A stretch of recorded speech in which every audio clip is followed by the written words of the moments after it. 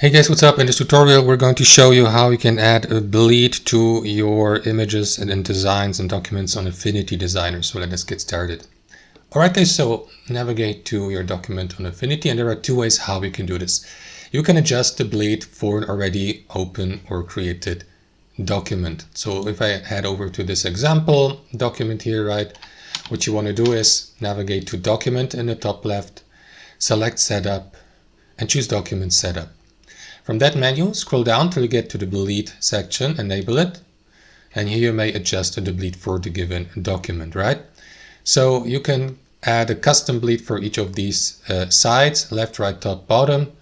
However, guys, to unlink them, the left from the right and so on and so forth, click into this button, and now you can enter, for example, I don't know, 5 millimeters here. Then we got 7 millimeters, and so on and so forth. And once that's done, guys, click into OK to apply the bleed.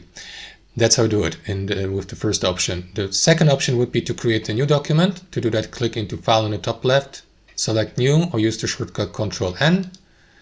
And now choose your page size here. But before you create the document, by clicking into this button in the bottom right, make sure that you enable bleed again and repeat the same.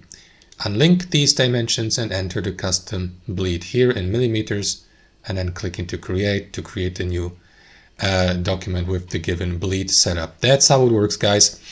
Thanks for watching and have a fantastic day.